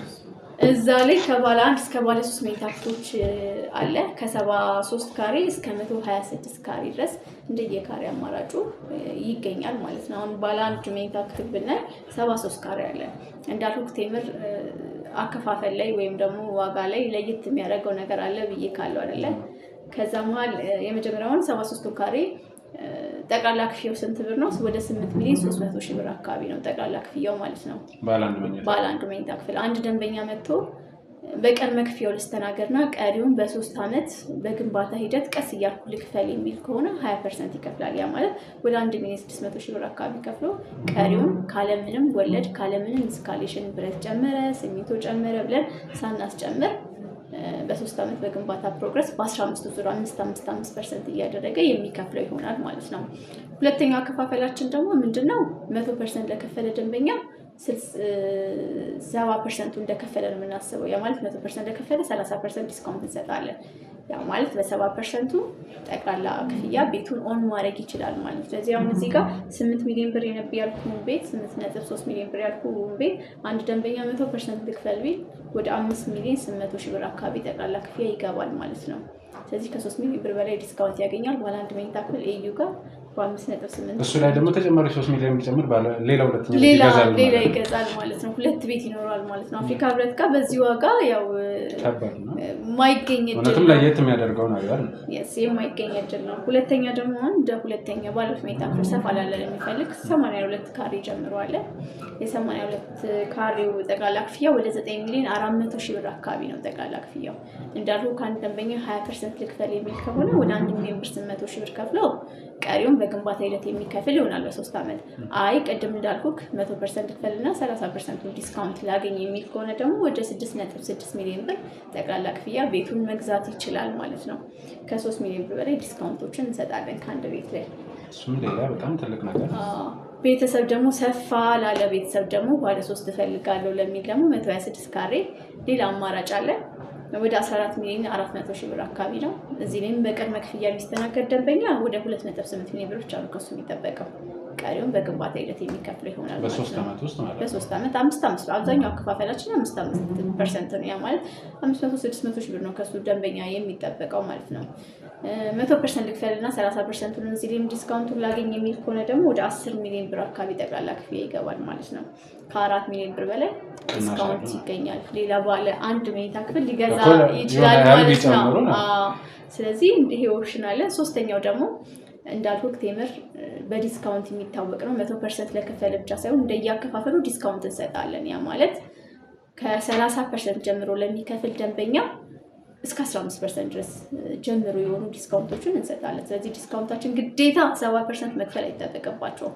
ከ30% ጀምሮ ለሚከፍሉ ደንበኞች እስከ 15% ድረስ ዲስካውንቶችን እየሰጠን የቤት ባለቤት ማድረግ መሆን ይችላሉ ማለት ነው። መሆን ይችላሉ። ያው መሀል አዲስ አበባ ላይ ሜክሲኮ አፍሪካ ህብረት አፍሪካ ህብረት አጠገብ ለየትኛውም ሎኬሽን ለሳር ቤትም አካባቢ ላይ የተለያዩ ዲፕሎማቶች አሉ፣ ኤምባሲዎች አሉ። በጣም ከፕራይቬሲ ከሴፍቲ አንፃር በጣም ተመራጭ የሚያደርገው ሎኬሽን ነው። እነዚህ ነገሮች እኔ ራሱ በነገራችን ላይ እንደገና እንደጓጓና ተጨማሪ ቤት እንደገዛ ነው እንትን እያደረገኝ ያለው እና ሁኔታችሁ በተለይ ደግሞ ያለው ዲስካውንት ምክንያቱም አሁን ካለው ሁኔታ አንፃር ምናምን ከዛ አንፃር ነው። በዛ ላይ አሁን ስትናገረኝ ከሰማሁት ነገር አንዱ እነዚህ የዋጋ ጭማሪ ማቴሪያል ላይ የግንባታ ማቴሪያል ላይ ዋጋ ጭማሪ ነገሮች ከስተመሩን አይመለከተውም። ብረት ጨመረ፣ ሲሚንቶ ጨመረ የሚለው ነገር እኛ ሪስቴት ላይ ለየት የሚያደርገው ነገር ምንድነው? ፎርስ ፕሮሞሽን በፍጹም ነው አንሰራም። እንገነባለን ስንል እንገነባለን፣ ምንም አይነት ዋጋ ጭማሪ የለም ስንል ምንም አይነት ዋጋ ጭማሪ የለም። ያ ማለት 10 ሚሊዮን ብር አሁን ላይ የሚዋዋለው ደንበኛ የዛሬ 3 ዓመት 10 ሚሊዮን ነው ቤቱ በጨመረ ሲሚንቶ ጨመረ ብለን የምናስጨምር ዋጋ የለም። ያ እንደውም ለደንበኛው ሞር ጋራንቲ ይሰጣል። ያ ማለት እኛ 3 ዓመት ያለውን ፕሮጀክት 5 እና 6 ዓመት ብናቆየው በመሃል ላይ ያለው የማቴሪያል ኮስት ኢስካሌሽን የ3 ዓመቱ እኛን አፌክት የሚያደርገን፣ ስለዚህ እኛን የምንከስረው። ስለዚህ አንደኛ ለእናንተ ብለን ሳይሆን ለራሳችን ብለን ከተባለው ጊዜ በፊት የማስረከብ ግዴታ አለብን ማለት ነው። ሌላው ደግሞ መሬቶቻችን ቴምር ላይ የሊዝ መሬቶች ናቸው። በጣም ፕራይም ሎኬሽን ላይ ነው የምንይዘው። አዲስ አበባ ላይ ፕራይም የተባለ ቦታ ላይ ሁላ ቴምር አለ። አያለው በጣም ወሳኝ እንዳልሽው ፒያሳም በጣም ወሳኝ ቦታ ነው። ሳር ቤት ያልሽኝ አሁን አፍሪካ ህብረትም አያትም ሁሉም ለኑሮም ለንግድም ተመራጭ የሆኑ ቦታዎች ናቸው። ቴምር እንደውም ለየት የሚያደርገው ነገር ቅድም ሜንሽን ያደረኩላችሁ ነገር ምንድነው? ደንበኛኛ ጋር ሲመጣ የት ትፈልጋለህ? እዚህ ያለን አይደለም የት ይሆንልክ? የት ትፈልጋለህ ነው። የት ትፈልጋለህ ማለት ከሎኬሽን አንፃር የት ይሆንልክ ነው። ከዋጋ አንፃር የት ይሆንልክ ነው። ከቤት ከካሬ አንፃር የት ይሆንልክ፣ ከግንባታ ፕሮግረስ አንፃር ቁፋሮ ላይ የምትፈልገው ከፍ ያለ ፕሮግረስ ነው የምትፈልገው የት ይሆንልክ እያልን ነው የምንጠይቀው ለየት የሚያደርገን። ስለዚህ ሎኬሽኖቻችን ጠቅላላ የሊዝ መሬቶቻችን ናቸው። የሊዝ መሬት ደግሞ አጥሮ ማስቀመጥ አይቻልም፣ ግዴታ ግንባታ መፈጸም አለበት ማለት ነው። ስለዚህ ያ ደግሞ ደንበኛውን ጋራንቲ ይሰጠዋል። ብንገዛው አሁን ካለው ከትረስት ኢሹ አንፃር ማለት ነው ብንገዛም የሊዝ መሬት ስለሆነ ግዴታ መገንባቱ አይቀርም ብሎ ደንበኛ ሞር ጋራንቲ ይሆናል ማለት ነው። እንግዲህ ውድ ተመልካቾች እየሰማችሁ ነው። በጣም እያነቃቃችኝ ይሁን እንደሆነ አላውቅም ሁለተኛ ቤት እንደገዛ። ስለዚህ በጣም ብዙ ለየት ያሉ ነገሮችን ሰምታችኋል፣ እኔም ሰምቻለሁ። ምናልባት ስታንሺ ስላልሰማሁ ነው ልጠይቅሽ። ሁለት ነገር አለ። አንደኛ ያው እነዚህ የምትያቸው መሀል ቦታዎች ናቸው። መሀል ቦታ ላይ በብዛት የቢዝነስ ኤሪያ ነው። ስለ ሱቆቹ አልነገርሽኝም። ሁለተኛ ደግሞ ባለቤት ሲገዛ አደክ ከነስሙ እናንተ የስም ማዛወሪያውን ነገር ጨርሳችሁ ነው ወይስ እነሱን ነገሮች በግልጽ ብታረቂ ነው። እና ሶስተኛ ደግሞ እነዚህ ሴሚ ፊኒሽድ ነው ወይስ ፉል ፊኒሽድ ናቸው የሚለውን ነገር እንትን። እሺ አሪፍ ጥያቄ ነው ያነሳልኝ። ከሁለተኛው ጥያቄ ልጀምርልክ። የአብዛኛው ሰው አንገብጋቢ ጥያቄ እሱ ስለሆነ ማለት ነው። የመኖሪያ አፓርትመንቶችን ስናስረክብ ካርታዎችን ሬዲ አድርገን ነው የምናስረክበው ማለት ነው። ስለዚህ ሙሉ ነገር በእናንተ አለ ነው አይደል? አዎ የካርታ ሬዲ የኮንስትራክሽን ህጉም አለ የአልሚ ምን ያህል ድረስ መሄድ እንዳለበት ማለት ነው። ስለዚህ እኛ ካርታዎችን ሬዲ አድርገን ነው የምንሰጠው። እንደውም አብዛኛው ቦታ ያለው ችግር ምንድነው? ከተረከቡ በኋላ ራሱ ካርታን አያገኙም ነው አለ። እኔ አሁን ቅድም ሜንሽን ያደረኩት ሳይቶች አሉ ሳር ቤት አካባቢ ፕሮግረሳቸው በአንድ ዓመት ከ4 ወር፣ ወደ ጋርመንት አካባቢም እንደዚሁ 80% የደረሰ ፕሮጀክት አለ።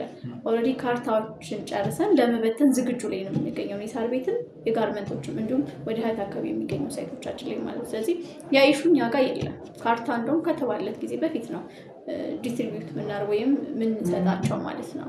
ስለዚህ ምንም አይነት ስጋት ደንበኞቻችን ከካርታ ጋር የተያያዘ ነገር ኖሯቸው አያውቅም። እሱም አንደኛ እኛን ተመራጭ እንዲያደርጉ የሚያደርጋቸው ነገር ነው።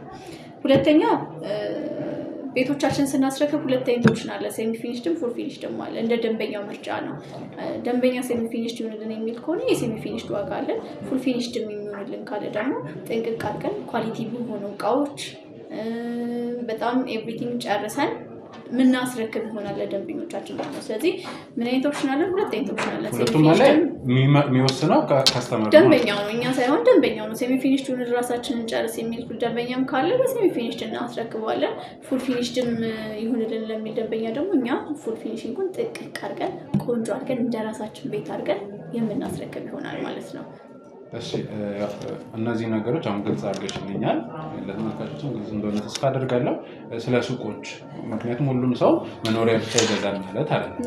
አሁን እነዚህ ፒያሳ ምናምን ብትይ በጣም የቢዝነስ ኤሪያ ነው፣ የመኖሪያ ኤሪያ ነው እና ምናልባትም አንዳንድ ከስተመር አቅም ያለው ከስተመር ከስር ሰርቶ ከላይ መኖርም የሚፈልግ ይኖራል እና ከዛ አንፃር እስቲ ሱቆች አሁን ላይ 3 ሎኬሽኖች ላይ አለ የንግድ ሱቅ እየሸጠ የምንገኘው ማለት ነው። አሁን ቅድም የመኖሪያ አፓርትመንት እየጠቀስኩልክ ነበር። ስለዚህ ከሶስት ጀምር ከኤዩ ወይም ከቡልጋሪያ ሳይት ማለት ነው። እዛ ጋር ጂ+15 ነው ብያለሁ። 5ቱ የንግድ ወለል ነው ብያለሁ። እንደየወለላቸው ኮሜርሻል ዋጋ አዘጋጅተንለታል ማለት በጣም አካባቢ ላይ በጣም ቆንጆ ነው።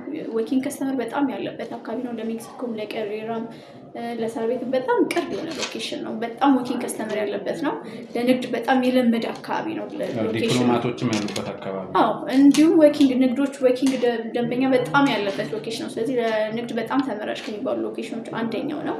እዛ ላይ አሁን የፈርስት ወይም የግራውንድ ወለል ዋጋችን ወደ 8 ሚሊዮን ብር አካባቢ ነው። ቅድመ ክፍያ 3.5 ሚሊዮን ብር አንድ ደንበኛ የሚከፍለው ቀሪውን በግንባታ ሂደት እዚህ ላይም ቀስ ብሎ ይከፍላል ማለት ነው። አንደኛ ወለል ላይ 5 ሚሊዮን 500 ሺህ ብር ብቻ ነው። ቅድመ ክፍያ ወደ 2 ሚሊዮን 500 ሺህ ብር ነው። ሶስተኛ ላይ 4 ሚሊዮን 400 ሺህ ብር ነው። ቅድመ ክፍያ 2 ሚሊዮን ብር ብቻ ነው። ሶስተኛ ላይ 3 ሚሊዮን 800 ሺህ ብር ነው ጠቅላላ ዋጋ። በ3 ሚሊዮን 300 ሺህ ብር ጠቅላላ ክፍያ ሶስተኛ ላይ ኦን ማድረግ ይችላል የንግድ ሱቅ ማለት ነው። ቅድመ ክፍያው ደግሞ 1 ሚሊዮን 300 ሺህ ብር ብቻ ነው። አራተኛ እና አምስተኛ ወለል ላይ ደግሞ ዋጋቸው ተመሳሳይ ነው። ወደ 3 ሚሊዮን 300 ሺህ ብር አካባቢ ነው። አንድ ደንበኛ ስንት ብር ነው የሚጠበቅበት? እነዚህን የንግድ ሱቅ ለማግኘት 900 ሺህ ብር ብቻ ነው። በ900 ሺህ ብር ቅድመ ክፍያ ቀስ ብሎ እየከፈለ የንግድ ባለቤት ይሆናል። እንደውም የንግድ ሱቅ ሪተርን ኦን ኢንቨስትመንቱ በጣም ከፍተኛ ነው። ሬንታል አሁን እንዴት የአዲስ አበባ ላይ ውድ እንደሆነ ታውቀዋለህ ብዬ አስባለሁ አይደለ? ስለዚህ ዋጋችን በጣም ፌር የሚባል ነው። ከ3 ሚሊዮን 300 ሺህ ብር ጠቅላላ ክፍያ ጀምሮ የንግድ ሱቆችን ቡልጋሪያ ወይም ኤዩ ጋር ማግኘት ይችላሉ ማለት ነው። ሁለተኛው ሎኬሽናችን ደግሞ ያ ብዙ ጊዜ የምንደጋግመው ነው፣ ፒያሳ ነው። ፒያሳ የንግድ ቀጠና ነች፣ ምንም ጥያቄ የሌለ አካባቢ ነው። አድዋ 00 ሙዚየም ፊት ለፊት ነው። እዛ ላይ መኖሪያ አፓርትመንት የሚለው ሙሉ ለሙሉ ኮሜርሻል ወይም የንግድ ማዕከል የሆነ በውጭ ስታንዳርድ የሚገነባ ነው ያለ። እዛ ጋርም ከ3ኛ እስከ 5ኛ ወለል ነው አሁን ላይ የቀረን ለሽያጭ። እዛ ላይ ከ4.2 ሚሊዮን ብር ጠቅላላ ክፍያ ወይም ደግሞ ከ2.5 ሚሊዮን ብር ቅድመ ክፍያ ጀምሮ የንግድ ሱቆችን ማግኘት ይችላሉ ደንበኞቻችን ማለት ነው። ስለዚህ ፒያሳ ላይ በዚህ ዋጋ በደንብ ማግኘት ይችላሉ። እንዳልኩ በውጭ ስታንዳርድ የሚገነባ ሞል ነው። በአንድ ዓመት ከ6 ወር ጥንቅቅ አድርገን የምናስረክበው ነው። ሶስተኛ ደግሞ ሎኬሽናችን የት ነው? ንግድ እንደሚፈልጉ ወደ ገላን አካባቢ ኮንዶሚኒየም በጣም የሚገኝበት አካባቢ ነው። የመኖሪያ ስፍራ ነው። ለንግድ ደግሞ ስፔሻሊ አዳዲስ ንግድ ለሚነግር ሰው በጣም አሪፍ ነው ሎኬሽኑ ማለት ነው። እዛ ጋር ከ2.5 ሚሊዮን ብር ጠቅላላ ክፍያ ጀምሮ የንግድ ሱቅ ማግኘት ይችላሉ። ቅድመ ክፍያ አይደለም ጠቅላላ ክፍያ ነው 2 ሚሊዮን 500 ሺህ ብር። ቅድመ ክፍያ ደግሞ ከ500 ሺህ ብር ጀምሮ ማግኘት ይችላሉ ማለት ነው። እዚህ 3 አይነት ኦፕሽኖች አሉ። እንደየወለሉ የተለያየ ዋጋ አለ። ስለዚህ መርጠው እኛን ይመጥናል የሚሉ የመኖሪያ እና የንግድ ሱቆችን ማግኘት ይችላሉ ደንበኞቻችን። ይሄ የሚሆነው ደግሞ ቴምር ፕሮፐርቲስ ይመጣል። በትክክል እንግዲህ በጣም ብዙ ነገሮችን ሰምተናል አይደል? ሰምቻለሁ። አንቺም አሁንም ጥያቄሽ አልተመለሰም። ስለዚህ አንቺ አሁን ጥያቄሽ የምንመልስበት ሰዓት ላይ ደርሰናል። ለምን እዚህ መጣን? ለምን እነዚህ ሁሉ ነገሮች ተነገሩን የሚለው ነገሮችን ለመስማት ዝግጁ ነሽ? ትገምት እስኪ። እሱ ጥሩ ሀሳብ ብትገምት ምን ሊሆን ለምን የመጣን ነሽ? እኔ ግራ ገብቶኛል። ልጅ ምንም ማውቀው ነገር የለኝም። አይ ዝም ብለሽ እንዲህ አሁን ይሁሉ ስናወራ ብዙ ነገር እያሰብሽ ሊሆን ይችላል። ምንም አልመጣልሽም? ግን አቅሙ የለኝም እንጂ የሚወራው ሁሉ ለኔ ቢሆን ባረገው ደስ ይልሻል። የሚጠራው የብር ቁጥር እና እኔ የተለያየ ነው። የትኛው ማለት ግን ቢሆንልኝ ባረገው ሰርቼ የምበላበትም ሱቅ ቢኖረኝ የምኖርበትም መኖሪያ እዛች ማረፊያ ቢሆንልኝ ደስታዬ ነው፣ ምኞቴ ነው። እግዚአብሔር የሚፈጥረው ነገር እሱ አይታወቅም።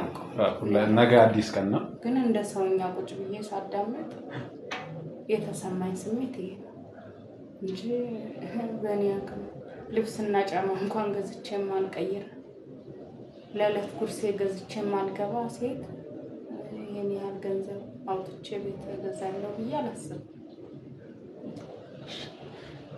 እንግዲህ ግምቱም የለም ግን ያው ምኞቱ አለ። አሁን ለምን እንደመጣሽ ግልጽ እናድርግ። እሺ እኔማ አዳምጣለሁ። ቅድምም ጀምሮ ማዳመጥ ስለሆነ ነው። አዎ ቀድመህ ንገረኝ ማለለው ነገር ሆኖብኝ ነው። ተጨንቄያለሁ እኮ መንገድ ላይ ስንመጣማ ብዙ እንትን ስንል ነበር። ውስጤ ተጨንቋል። ሰውነቴ ራሱ ርብትብት እያለ ነው። አይዞኝ አበሩ ነገር ይምጣ እንዴ ወይ ስንወጣ ሻሩና እንላለን። ወደ ዋና ጉዳይ ስንገባ ዝግጁ ነሽ? ዝግጁ ነኝ በሚገባ። አንቺም ዝግጁ ነሽ? እሺ አሁን እንግዲህ ስመጣም ባለፈው መጥቼ ነበረ፣ ዛሬም ድጋሚ መጥቼ ነበረ። ይሄንንም መልእክት የላኩኝ ሰዎች ነበሩና ከነሱ ጋር ከዚህ በፊት ከልጅሽ ጋር በነበረው ነገር በውስጥ መስመር ነው እውነት ለመናገር ለተመልካች ለሁሉም አልደረሰም። በውስጥ እንደዚህ የተለያዩ እርዳታዎችን ስንሰራ የሚያግዙን በውስጥ እንደ ጓደኛ እንደ ስራ ባልደረባ የምናወራቸው ብዙ እንትኖች አሉ። ተመልካቾች ቤተሰብ ብንላቸው ይቀላል እና በደንብ ልበቀና ናቸው። አብዛኞቹ ውጭ ሀገር ናቸው ያሉት እና እነዛ ሰዎች 4 ሰዎች ናቸው። 4ቱ በመተባበር ከኔ ጋር በመነጋገር እዚህ ቴምር ፕሮፐርቲ ይመስለኛል እነሱም ገዝተውታል። ደንበኞች ናቸው፣ የኛ ደንበኞች ናቸው። እነሱም ገዝተውታል እና ስለዚህ ምናልባት ፈጣሪ ፈቅዶ ሀገር ውስጥ ስንገባ አበሩን ጎረቤት ልናደርጋት አስበናል።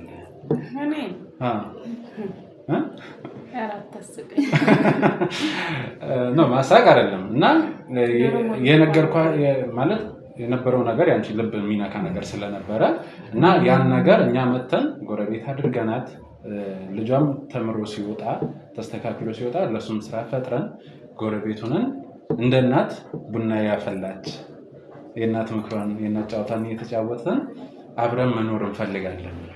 ስለዚህ ጎረቤት አድርጋት አሉ። ለኔ ቤት ተሰርቶልኝ ለኔ ነው እነሱ ጎረቤት አረልጅ የእውነት ነው። እሺ ወደ እንትናችን እንግባና አንድ ምን አሳይሽ ነገር አለ። ለማየት ዝግጁ ነሽ? እሺ ምንድነው የምታሳየው? ምናልባት ከሱ ጋር እያወራው ነበረ። ባለፈው መታወቂያሽንም ሲጠይቅሽ ነበረ። ትናንትና ነው ከትናንትና ወደ መታወቂያሽንም ሲጠይቅሽ ነበረ። ባንቺ የተሰራ አግሪመንት ነው ይሄ። የመኖሪያ አፓርትመንት እንዳሉሽ የኛ ደንበኞች የነበሩ 4 ደጋግ ልብ ያላቸው የመኖሪያ አፓርትመንት ባለ 2 መኝታ ክፍል ገዝተውልሻል ማለት ነው። ያው ማየት ትችያለሽ። እኔ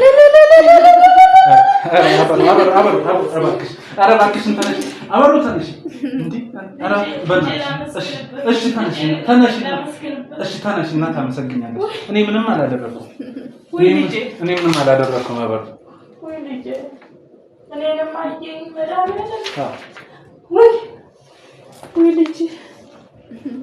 አበሩ እንኳን ደስ አለሽ። ቸር ያሰማሽ፣ ቸር እንዳሰማሽ ልጄ። ከፍ በይ ልጄ። አሜን። የት ነው ማገኛቸው እነዚህን ሰዎች? የት ነው ማገኛቸው ልጅ? ይኖሩ ይሆን በቀር? ከነሱ ጋር አገናኝሻለሁ።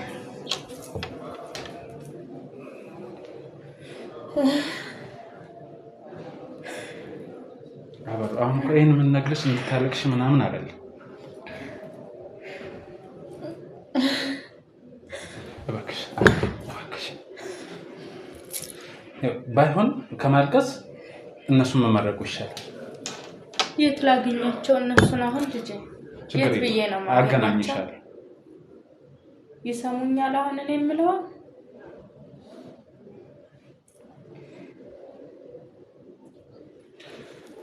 ያልጠበቀችው ነገር ስለሆነ ነውና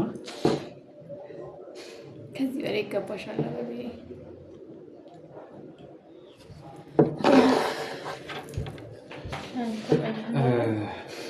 አበሩ እንግዲህ እዚህ ላይ ሁሉም ነገር ተካቷል።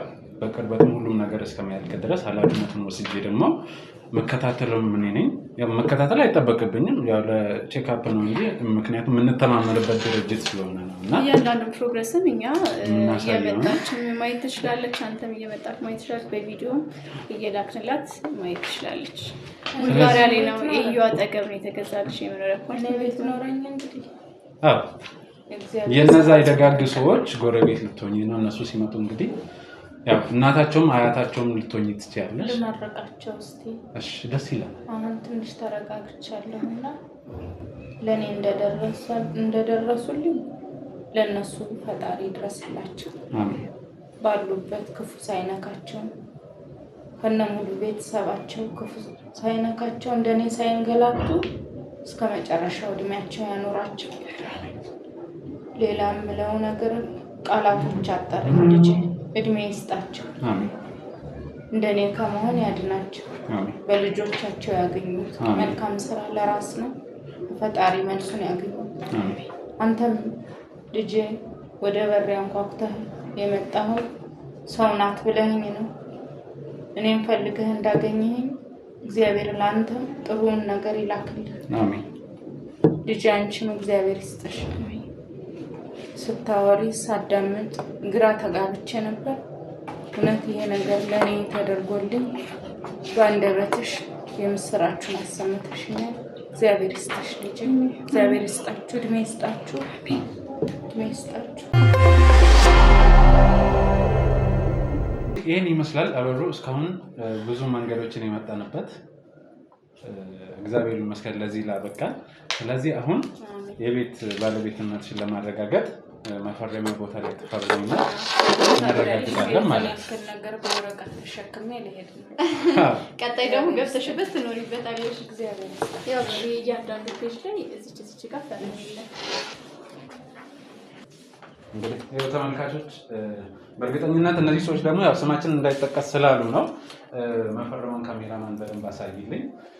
እንግዲህ የእናንተ ልፋት ነው ተመልካቾቻችን። በተለይ አራታችሁ ብዙ ዋጋ ከፍላችኋል ይህ ነገር እንዲሆን።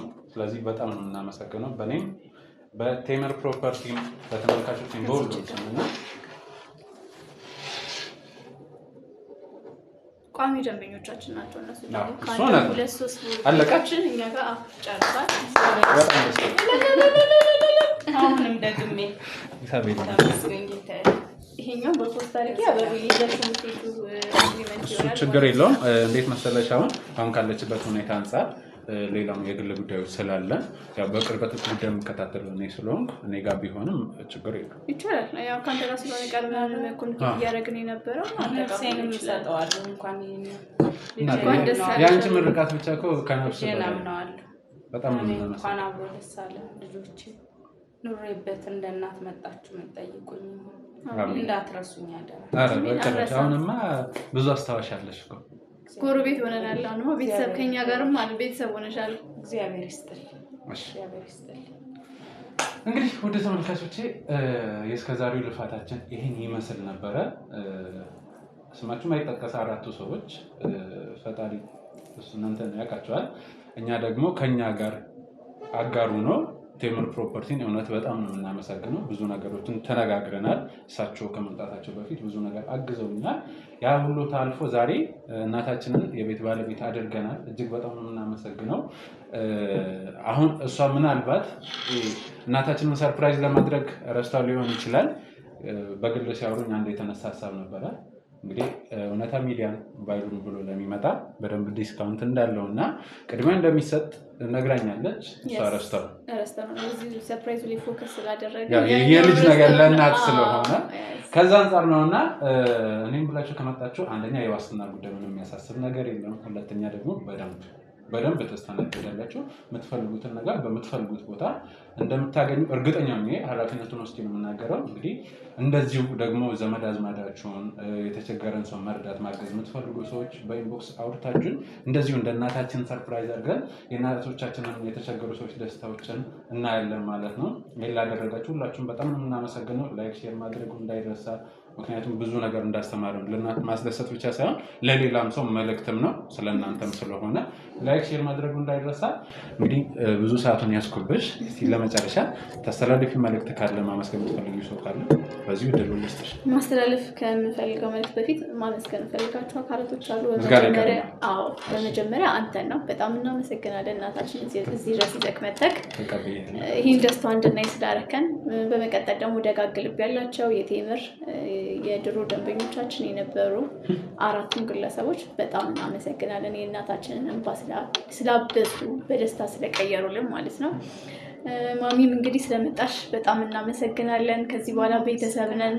እኔም አመሰግናለሁ። በመቀጠል ደግሞ ቴምርን ፈልጎ ላይ የሚመጡ ደንበኞች ከኛ ጋር ቤተሰብ መሆን እንደሚፈልጉ እኛ ጋር የመኖሪያ አፓርትመንቶችን ሱቆችን መግዛት ለሚፈልጉ ደንበኞች ቁጥራችንን እንሰጣቸዋለን። ከስር ማስቀመጥ እንችላለን። በዋትስአፕ በቴሌግራም እንዲሁም በቀጥታ ስልክ ቁጥር እኛን ማግኘት ይችላሉ።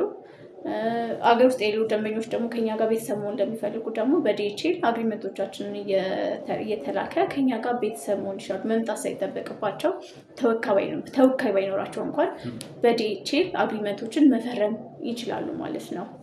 ስለዚህ ቢሮ መምጣት ለሚፈልግስ በምናስቀምጠው ቁጥሮቻችን እየደዋወሉ ወደ ቢሮችን እየመጡ መረጃዎችን እየወሰዱ የቤት ባለቤት ከቴምር ጋር ደግሞ ዘላቂነት ያለው ቤተሰብ መሆን ይችላሉ ማለት ነው። እንዲሁም ደግሞ አሁን ያወጣነው ዲስካውንት እናንተንም ብለው ለሚመጡ የሚያወጣነው ዲስካውንት በጣም ለተወሰነ ጊዜ ስለሆነ ከዛም ዲስካውንት በጊዜ የተጠቀማችሁ የቤት ባለቤት ሆኖ እንላለን። የፈጠነ yes በእርግጠኝነት ቤተሰቦችም እንደማያሳፍሩኝ አውቃለሁ። ከዚህ በፊት አሳፍሮኝ ስለማያውቁ ፈጥና እንግዲህ የዚህ እድል ተጠቃሚ እንደሚሆኑ እርግጠኛ ነኝ። እንግዲህ እነሱንም ደግሞ የምንገናኝበት ጊዜ ፈጣሪ ያምጣልን። ከማሚ ጋር በደንብ ብዙ ቤተሰቦችን እናፈራለን። ከእንግዲህ በኋላ ይህንን ቴምርን ማስታወቂያ ራሱ እኔ ያለምንም ደከመኝ ሰለቸኝ የምታስተዋወቂው በየቦታው በየሄድኩበት ነው የማወራው። እናመሰግናለን። እንግዲህ በነፃ ፕሮሞሽን ልታገኘዋል። ደስ ይለናል ለማሚ። አሁን ቀጣይ እንግዲህ ጋባዥ ማን እንደሆነ ወይ እጣ ይወጣል ወይ እየወጣ እናውራ። ለዛሬ ጋባዥ ነው ሊሆን ባይሆን በሚቀጥለው ማሚ ቤቷን ከገባሽ በኋላ ቤት ያኔማ ፈላልታ አይሻልም? ማሚ እንዳልጠፋብሽ እንዴት ጠፊብኛል? ስለዚህ ማለት ነው ደስ ይለኛል።